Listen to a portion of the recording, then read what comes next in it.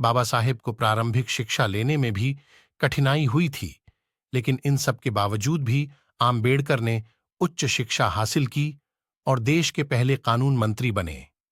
उन्होंने दलित समाज के लिए अपना पूरा जीवन समर्पित कर दिया। सामाजिक भेदभाव के खिलाफ भी अभियान चलाए। डॉ. भीमराव आम्बेडकर एक वकील, अर्थशास्त्री, राजनीतिज्ञ के साथ समाज सुधारक भी थे। उन्होंने जीवन भर समाज में अनुसूचित वर्ग को समानता दिलाने के लिए संघर्ष किया। यही वजह है कि हर साल 14 अप्रैल के दिन देश भर में डॉ. भीमराव आम्बेडकर की जयंती मनाई जाती है। उन्हें बाबा साहेब आम्बेडकर के नाम से भी जाना जाता है। बाबा साहेब आम्बेडकर का प्रारंभिक जीवन। डॉ.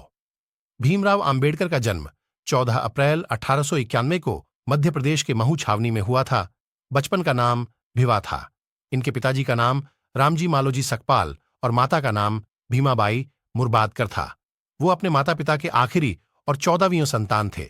आम्बेडकर के पिता कबीरपंथी थे, इसलिए महार जाति के होने की वजह से बाबा साहेब के साथ बचपन से ही भेदभाव शुरू हो गया था। उन्हें प्रारंभिक शिक्षा लेने में भी कठिनाई हुई थी, लेकिन इन सब के बावजूद भी आम्बेडकर ने उच्च शिक्षा हासिल की और देश के पहले कानून मंत्री बने। यहां से मिली थी शिक्षा। भीमराव आम्बेडकर की शुरुआती पढ़ाई सतारा में हुई। उन्होंने 1907 में 10वीं पास की। स्कूल की पढ़ाई पूरी करने के बाद आगे की पढ़ाई के लिए उन्हें बॉम्बे के एल्फिंस्टन कॉलेज जाने का मौका मिला। उन्होंने 1912 में अर्थशास्त्र और राजनीति विज्ञान में डिग्री प्राप्त की। साल 1916 में कोलंबिया विश्वविद्यालय अमेरिका से उन्हें पीएचडी की उपाधि भी मिली। दलित समाज के लिए किया जीवन समर्पित बाबा साहेब ने दलित समाज के लिए अपना पूरा जीवन समर्पित कर दिया। सामाजिक भेदभाव के खिलाफ अभियान भी चलाए। दरअसल भीमराव आम्बेडकर को बचपन में ही छुआछूत का सामना करना पड़ा था। उन्हें स्कूल में एक कोने में अकेले बैठना पड़ता था। आम्बेडकर जिस बोरे पर बैठते थे, उस बोरे को स्कूल की सफाई करने वाला नौकर भी नहीं छूता था, क्योंकि वे दलित समाज से आते थे और अछूत माने जाते थे। जब वे मुंबई में Sydenham college of commerce and economics में प्रोफेसर बने, तो वहां भी उन्हें भेदभाव का सामना करना पड़ा। डॉ. आम्बेडकर ने समाज में छुआछूत जैसी सामाजिक कुरीतियों को मिटाने का अथक प्रयास किया। संविधान के मसौदा समिति के अध्यक्ष बने। डॉ. आम्बेडकर को अगस्त 1941 में भारत के संविधान मसौदा समिति का अध्यक्ष नियुक्त किया गया। संविधान को तैयार करने में उन्हें 2 साल 11 महीने और 17 दिन लगे। 1952 में उन्हें राज्यसभा के लिए नियुक्त किया गया और अपनी मृत्यु तक बाबा साहेब इस सदन के सदस्य रहे। डॉ. भीमराव आम्बेडकर ने कई किताबें भी लिखीं। उनकी लिखी आखिरी किताब अद्भुत एंड हिज धम्म थी। इस किताब को पूरा करने के 3 दिन बाद 6 दिसंबर 1956 को आम्बेडकर का निधन हो गया। डॉ.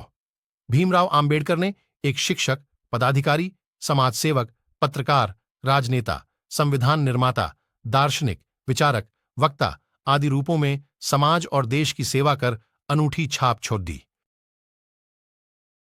6 दिसंबर 1956 इस दिन बाबा साहेब अम्बेडकर का निधन हो गया था।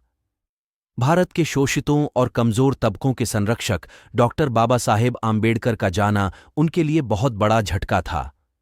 अपना अस्तित्व बचाने और पढ़ाई के लिए डॉक्टर बाबा साहेब आम्बेडकर का संघर्ष, दलितों के उत्थान के लिए उनके प्रयास और आजाद भारत के संविधान के निर्माण में उनका योगदान बहुत से लोगों के लिए प्रेरणा स्रोत रहा है। उनके लिए ये सफर बहुत मुश्किल रहा था। इस पूरे सफर के दौरान बाबा साहेब कई बीमारियों से जूझते रहे थे। वो डायबिटीज, ब्लड प्रेशर, न्यूराइटिस और आर्थराइटिस जैसी लाइलाज बीमारियों से पीड़ित थे। डायबिटीज के चलते उनका शरीर बेहद कमजोर हो गया था। गठिया की बीमारी के चलते वो कई रातों तक बिस्तर पर दर्द से परेशान रहते थे। जब हम बाबा साहेब आम्बेडकर की जिंदगी के आखिरी कुछ घंटों के बारे में बात करते हैं तो पता चलता है कि उनकी सेहत किस कदर बिगड़ी हुई थी। बाबा साहेब ने 6 दिसंबर 1956 को सुबह के वक्त सोते हुए आखिरी सांस ली थी। इस लेख में हम इस बात का पता लगाने की कोशिश करेंगे कि उससे एक दिन पहले यानी 5 दिसंबर 1956 को क्या हुआ था। उससे पहले हम उस आखिरी सार्वजनिक कार्यक्रम के बारे में समझने की कोशिश करेंगे जिसमें अपनी मौत से पहले बाबा साहेब ने शिरकत की थी। डॉक्टर बाबा साहेब आम्बेडकर का आखिरी सार्वजनिक कार्यक्रम राज्यसभा की कार्यवाही में शिरकत करने का था। नवंबर के आखिरी 3 हफ्तों के दौरान बाबा साहेब दिल्ली से बाहर थे। 12 नवंबर को वो पटना होते हुए काठमांडू के लिए रवाना हुए थे। 14 नवंबर को काठमांडू में विश्व धर्म संसद का आयोजन हुआ था। इस सम्मेलन का उद्घाटन नेपाल के राजा महेंद्र ने किया था। नेपाल के राजा ने बाबा साहेब से मंच पर अपने पास बैठने को कहा था। ऐसा पहले कभी नहीं हुआ था।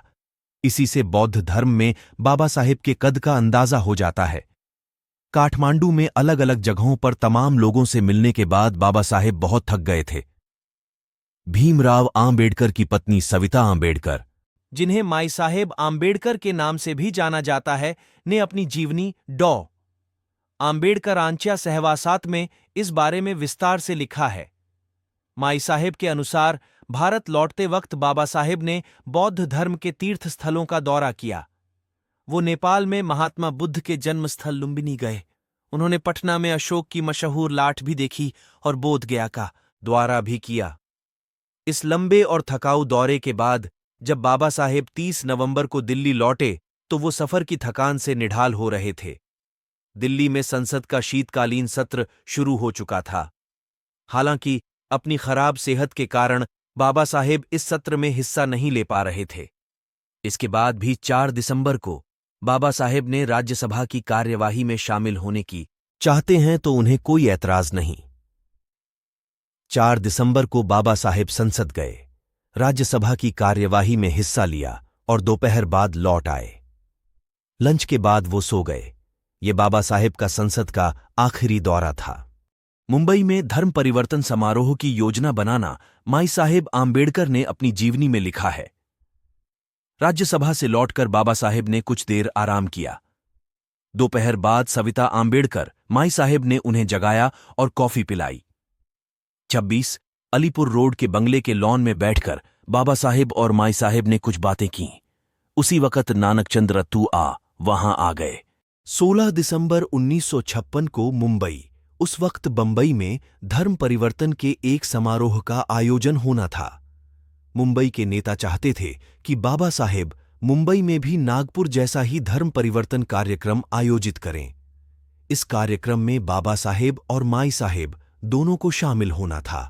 अगर ये कहानी आपको अच्छी लगी हो तो आप लोग मेरे चैनल को सब्सक्राइब करो और ज्यादा से ज्यादा शेयर करो। हम मिलते हैं नई कहानी वीडियो में।